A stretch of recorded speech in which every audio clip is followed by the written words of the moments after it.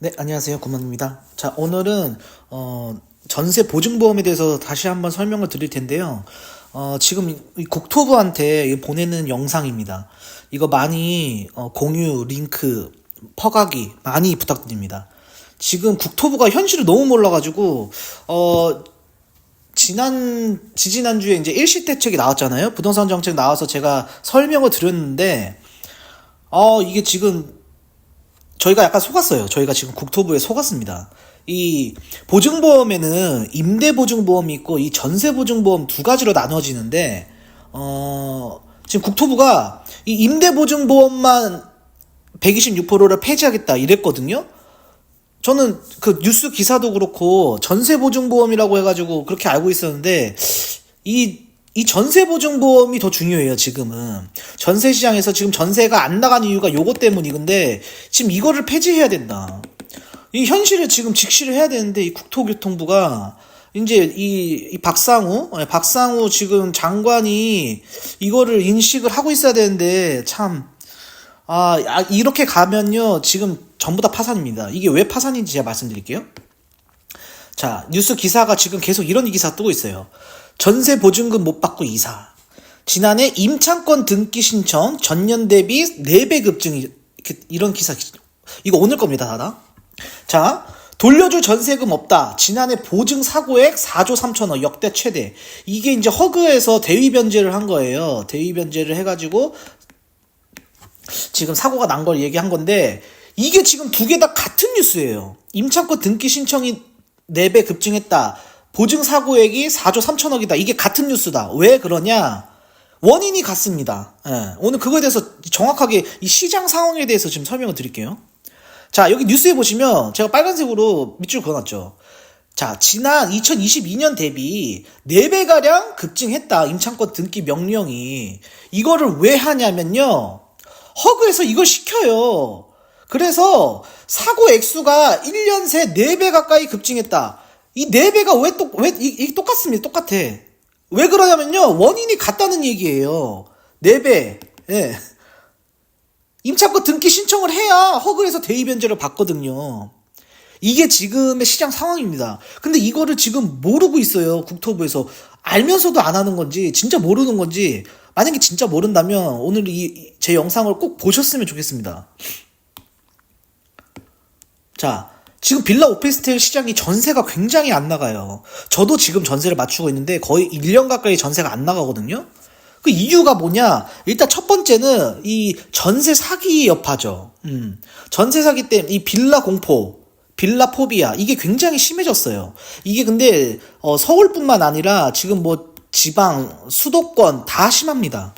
굉장히 이게 가장 큰 원인인데, 그리고 두 번째 원인은 이제 이 전세 사기가 무섭다 보니까 월세화가 가속되는 거예요.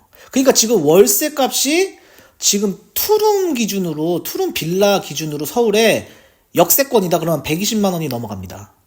이거 엄청나게 비싼 거다. 이거 80만 원이었거든요, 원래? 40만 원이 올랐어요. 참, 엄청 비싼 건데, 그래서 역전세가 악화되고 있다. 월세를 구하니까. 그리고 원인 세 번째는 이 보증보험입니다. 안전한 빌라 구하기가 어려워. 그러니까 보증보험에 가입이 안 되다 보니까 안전한 빌라를 구하기 어렵다. 내가 세입자라도 그러겠어요. 내가 세입자라도 이 전세 사기 여파 때문에 허그 보증보험 가입을 꼭 하고 싶을 거예요. 근데 지금 이거를 126%로 이제 내린 것도 내린 건데, 여기다가 작년 23년도 공시가격까지도 하락을 했다. 그래서 이 역전세 현상이 굉장히 심해졌습니다, 지금. 자, 근데 가장 큰 이유는 지금 앞에 세 가지가 아니에요. 이 이유가 가장 큽니다. 뭐냐면 이 허그의 안심대출입니다. 이 안심대출 때문에 지금 빌라 오피스텔 전세가 안 나가요. 근데 이거 국토부에서 하는 거거든요. 이게 전세보증보험입니다. 예. 이 안심대출을 받으면 전세보증보험이 자동적으로 가입이 돼요. 예, 자동가입이다, 자동가입. 자, 이거 지금 허그 홈페이지에서 제가 갖고 온 거거든요. 자, 보세요. 보증 한도를 보세요. 보증 한도. 보증 한도는 전세 보증금의 80%다. 전세 보증금의 80%인데 그러면 전세 보증금을 어떻게 책정을 하냐? 자, 주택 가격의 90%를 책정을 한다. 그러면 주택 가격은 뭘로 산정을 하냐? 공동주택 가격, 공시가죠. 예, 공시가의 140%에 해당하는 금액을 주택 가격으로 산정을 한다. 요 기준에 맞춰야 80% 대출이 가능합니다. 그래서 공시가격의 126%라는 수치가 나오는 거예요. 근데 이렇게 공시가격을 하락시키고 이게 원래 150%였어요. 150%에서 126%로 줄여버리니까 역전세 현상이 일어나는 겁니다. 이 대출 때문에. 왜? 지금 이 빌라 오피스텔 세입자의 80%에서 90%가 허그 안심대출 이용자예요. 원래 그냥 일반 시중은행 대출도 있거든요. 전세 대출. 근데 이것도 지금 빌라 사기 여파 때문에 이 보증보험 가입이 의무화됐어요. 이걸 보증보험 가입이 안 되면 은행들도 몸을 사리는 거죠.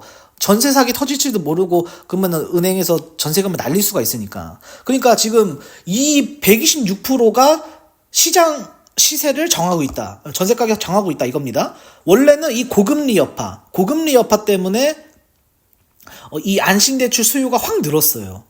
왜냐면은 일반 시중은행에서 대출 받으면 5%에서 6%대거든요. 전세 대출 이자가. 근데 이거 4%대예요.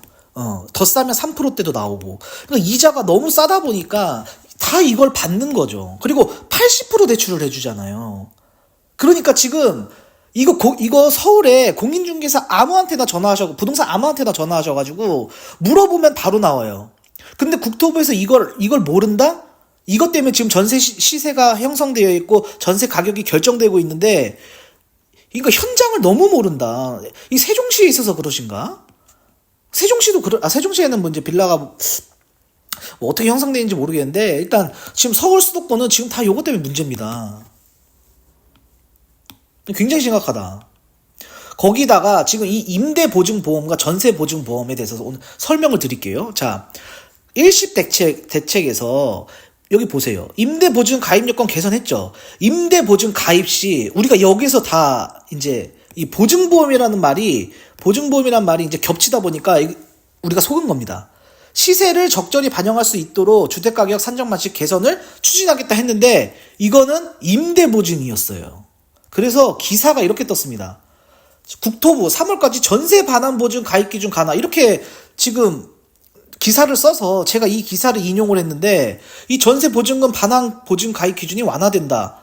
그런데 자, 우리가 다 속았습니다. 이거는 임대 보증을 얘기한 거고 전세 보증이랍니다. 임대 보증 가입 기준 완화되지만 전세 보증은 이러고 데일리안에서 기사를 냈어요. 자, 공시가격의 140% 주택가격 산정 방식 개선하겠다. 시세 적절히 반영하겠다 했는데 3월에 발표한다. 임대인 전세 보증도 같이 개선해야 역전세 우려 여전.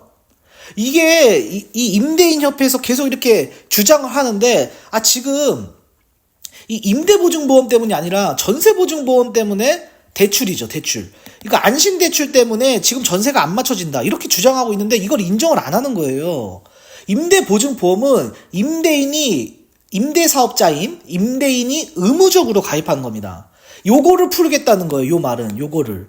하지만 임대인협회는 세입자가 가입하는 허그 안심대출, 이 자동 가입되는 허그 안심대출을 받으면 자동 가입이 되는 전세보증보험을 같이 풀어야 된다. 이렇게 주장하고 있는 겁니다.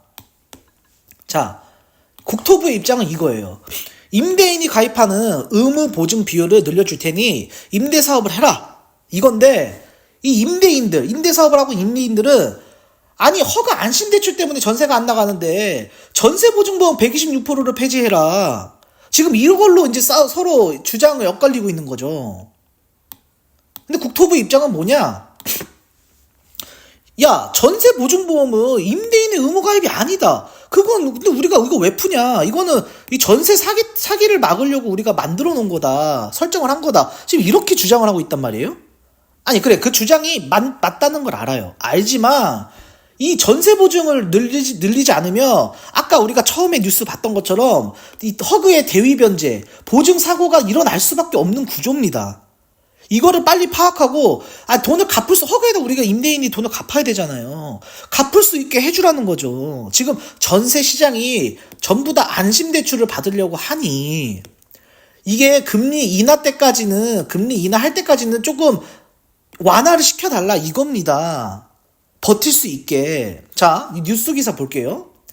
국토부 관계자는 임대보증보험은 임대사업자들이 의무 가입을 해야 하는 반면 전세보증보험은 임차인이 의무 가입을 해야 하는 사항이 아니다. 이런 입장이에요.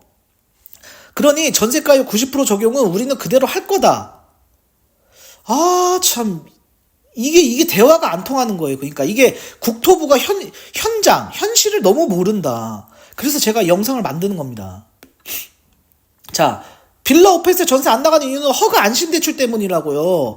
빌라 오피스텔에 이 세입자의 80~90%가 안심대출을 받는다. 이 현실을 알면 이렇게 말을 못하죠. 지금 전세 안 나가는 이유가 그 안심대출 때문인데, 이거를, 이 영상을 보시는 뭐 세입자분들이나 국토부 관계자나 누구든지 이거를 보시면 국토부에 제발 알려주세요. 그 민간 임대특별법? 그 정책과에 전화를 했는데 전화를 안 받더라고요. 그래서 이 전세제도에 대해서 제가 설명 한번 드려보겠습니다. 전세제도는요, 원래 이 돌고 도는 게 원칙이에요. 제가 앞에 경제 영상에서도 많이 설명드렸지만, 중앙은행 있죠. 중앙은행하고 이 정부하고 채권 거래, 돈 찍어내는 거죠. 채권 거래하는 게 이 전세제도랑 똑같다. 자, 임대인 입장에서는 물가가 오르니까 집 하나 전세 주고 전세금을 받아서 다른 집 하나 더 투자를 하자. 이 마인드입니다. 왜? 인플레이션이 있잖아요. 인플레이션에 그러니까 투자를 하는 거예요. 그럼 그 투자 이득은 누가 받냐면 이 세입자가 받는 겁니다. 자, 원래는 전세금에 좀 살다가 돈을 더 모아서 이 내 집 마련을 하는 게 전세제도의 좋은 점이었거든요. 그러니까 서로 윈윈하는 전략이에요. 이 세입자도 그렇고 임대인도 그렇고. 그런데 이 새로운 세입자가, 자, 지금 상황이에요. 이건 기존 세입자는 이제 옛 전세제도를 얘기하는 거고, 이건 지금 현 전세제도를 말하는 겁니다. 자, 근데 이 저금리 시대가 오래 이어지다 보니까, 그리고 국가에서 전세 대출을 많이 해줬어요. 그러다 보니까 월세보다 전세 이자가 더 싸네?